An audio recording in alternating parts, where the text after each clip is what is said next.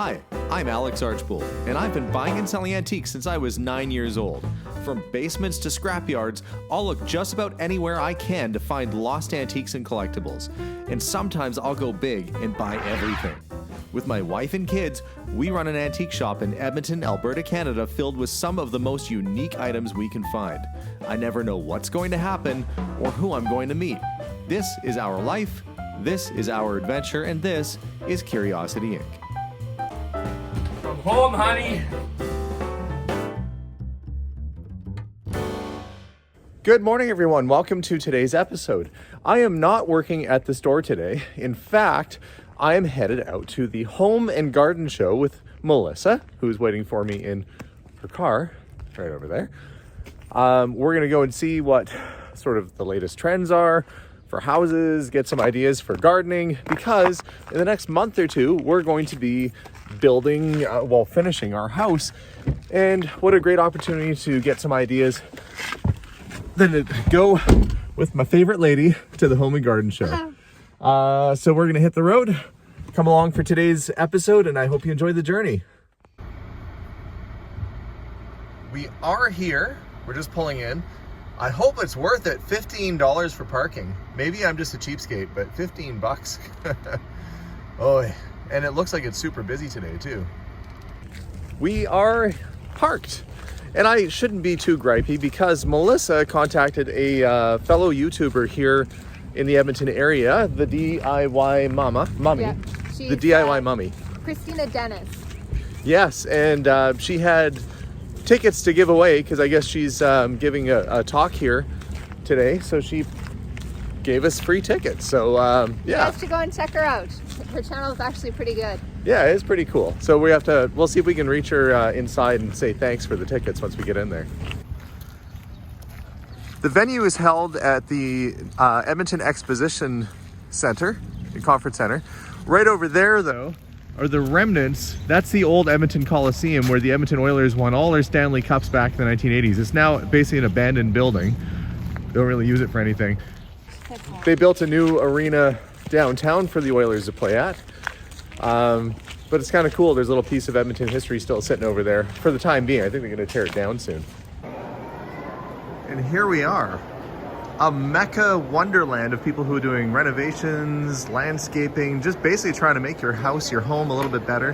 And this has been a very popular theme the last couple of years. People have been cooped up indoors, want to make their space a little bit nicer. Melissa's going to grab a complimentary show bag, and we're going to start doing a browse around and see what's here. It's kind of cool. It's like a roof waterfall. That's not what they're advertising. They're showing this gutter system that actually stops the gravel and leaves and debris from going in there while still filtering it through inside. Kind of neat idea. I don't know what it would cost to do a whole house in that, but it would save you from having to clean your gutters out every so often. Okay, now I come to a show like this and there's all sorts of great ideas for your home and garden, but there's one thing that got me excited, and that's this. I would love to have one of these for the acreage for our country home. Clear the snow in winter, be nice and cozy inside. I could build little roads and I don't know. I could do all kinds of stuff with something like that. I have a feeling that they're kind of on the expensive side, even for a used one. But what a handy thing that would be. But enough, of course, I find the only motorized thing in here, and that draws me to it. We'll keep looking around. Melissa sees something that she's a fan of. Nobody likes having bugs when you're sitting outside, and we've been thinking about maybe on our back deck or in the backyard getting a screened sort of sunroom, a screened room, so you can really enjoy it and not have to worry about mosquitoes and things like that. Blocks up to 90% of the wind, it says, too. That's pretty handy. Ooh. So essentially it's like the same, like a little bit more industrial than the screen you'd have on your window with this aluminum framework. So you can put it over an existing deck or build a special spot for it. It's kind of a nice idea. You can open it up or just go in there and not have to worry about bugs and critters and stuff getting in there with you. But what a cool thing. So could you imagine yourself in a little layout like this? Yeah, this is great. You know what he showed us that I like? What's that?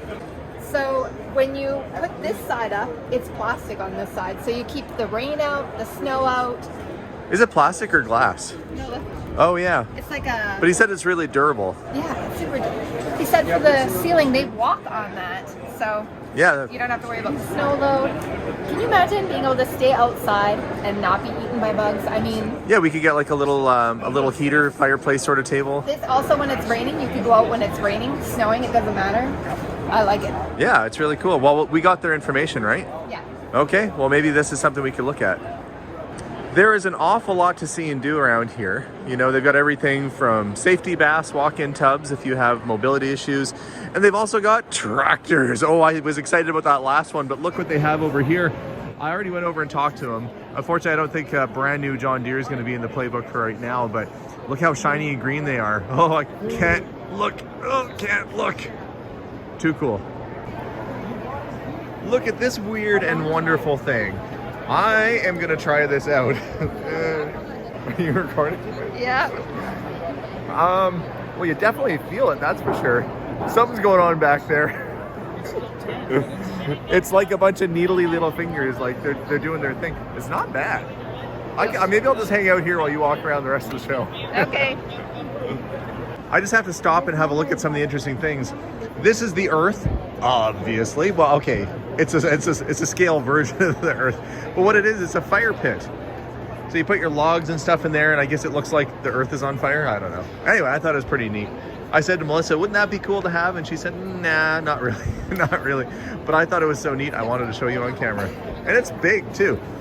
It's like 4 feet tall. That's a big old globe fire pit. I think it's pretty nifty. One thing Melissa and I were talking about getting for the house was a nice set of entry gates, because we're going to have some cool cars and stuff going on there. We don't want people just sort of sauntering onto the property. So to make it nice and secure, we've come to the home show to look for all sorts of cool stuff. But one thing that was on my mind was seeing if there's a company that would install gates in town. And I think we found one that might do the trick. We have met Nick, who is with Command Gate. And you're located in Edmonton, are you? Actually, Innisfil, Alberta. Oh, Innisfil, But we do okay. service all of Alberta and parts of BC and Saskatchewan as well. Yeah, and you were giving me some overviews of this gate and some of its features, but this framework that we're looking at down here, I never thought about it before, but you said they have to do what with it? We dig this right into the actual driveway itself, into the base work. That way, with the two posts tied together with our frame, it will always float with your road, move up and down with frost and thaw as required. But then we'll also always keep your two posts true to each other. You won't have any kind of twisting in the gate. One post goes south, one post goes east. So the gate will always look nice 10, 15, 20 years down the road. You won't have to straighten, pull posts, all that kind of stuff. So. Right, and I had thought that I needed to put electrical in the ground to lead to the gate, but you said that's not necessarily so. No, not at all. About 95% of our packages every year are solar powered. All of our product is proprietary, has been engineered and manufactured in Alberta for Alberta weather. So that being said, we work with an electrical engineer out of Sylvan Lake, who has helped us tweak our charging solar systems, all that kind of stuff. So that when it's minus 40 and the sun's not very high and short days, you're still going to be able to get in and out of your electric gate with having to get out minus 40 and touch all the cold steel and everything. Well, that's great, because the cost of actually running the electrical cable from the house all the way to the gate is quite expensive, so having a solar system in place is actually kind of a handy thing. Well, I think this looks great. We'll have to have you come out and do an estimate for us, I think. Sounds good, guys. Yeah, thanks very much. So Nick with Command Gates is going to come out and give us a quote for putting gates in at our property. I think it'd be a nice addition. We'll have to think about budgeting for that, but I think it's an important thing to have when you're out in a rural community. Plus, we want to make sure that there aren't animals and stuff coming through. We want to make sure that it's fairly secure all the way around. Oh, it's tall. I lost Melissa for a sec. What are you looking at? You guys. Look at the little garden shed. Melissa is loving this very cutesy little garden shed. Where'd you? You're already inside. Are you planning out where stuff's gonna go? Look at this perfect little size, actually. Yeah, it would be good. You could use this as a chicken coop. Actually, yeah. This has chicken coop vibes all about it, doesn't it? But we'd have to insulate it and get chickens. Or a little garden shed. Or This would be nicer than Matthew's shed that we're planning.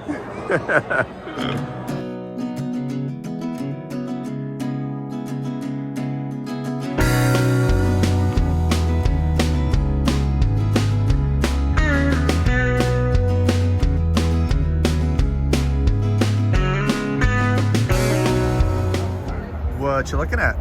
Nothing. You smelling candles? Yeah. What's that one called? Farmhouse. It smells like not farmhouse. Yeah, it smells nice. It's not what usually when I go to a farmhouse, it does not smell good. It smells like chicken weekend. Oh, what? You thought that smelled like me? Yep. Orange, amber, tonka bean. If anybody wants to know what I smell like, apparently I smell like this candle, according to Melissa. Look at this crazy cooker, Komodo Joe. That's pretty snappy. It looks like something that would be on, you know, the Tusken Raiders would be picking up to sell R2-D2 or something flipped upside down, getting his feet burnt, and this thing's in the corner. Help me! Oh, I'm just a big kid. Hey, that's kind of neat. An Italian fridge. Nifty. Okay, all this walking around has finally happened. Somebody's actually gonna let me sit in one of these little tractors. I'm such a big kid. It's me and like the 2-year-olds that are excited to do this, but this is happening. Ooh, it's cozy in here. Melissa thinks I'm just crazy, but look, it's got these cool little, I guess that's like your seat belt. And you got your, it's like joystick controlled. I've never operated one of these before, but I'm sure I could figure it out. If I could do well at Space Invaders, I'm sure I'm sure I could not plow through the side of my house in this thing. Ah! These things are super neat though. You got your controllers. Melissa's impressed because there's like a built-in like level and emergency flashlight. There's vents. It's got air conditioning even. This is fancier than most cars that I drive. But you could like build stuff with it. It's so cool. We've almost seen the whole show.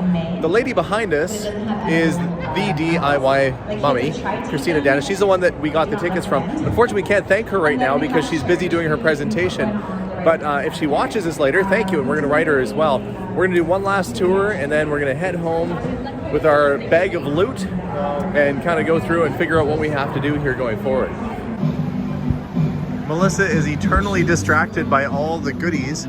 Every booth that looks basically like this is one that Melissa is making me go through. I get it. I mean, it's nice. And she's in decorating mode, so we'll let her shop and browse. It smells good. We'll let Melissa do her thing. Oh, I better go find her. She's over there already. When I'm looking at sort of the newer products like this, I do notice that they are remanufacturing the old style safety razors. Now, this isn't the butterfly style. You have to unscrew it and drop your blade in. But that's why whenever I go to somebody's house, I ask, do you have any old razors? Because the old Gillettes and that, you can still get the blades for, and people are manufacturing them new.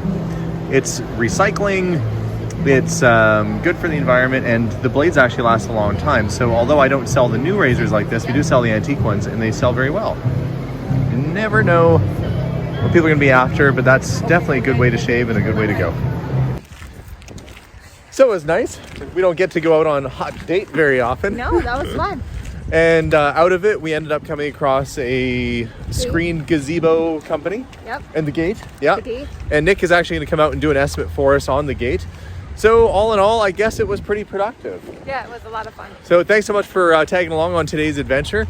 I guess we'll see if this turns into us having a working gate on our property or not, but stay tuned, I guess. Have a wonderful day, guys. And as always, we'll see you soon, and bye for now. Bye, everyone.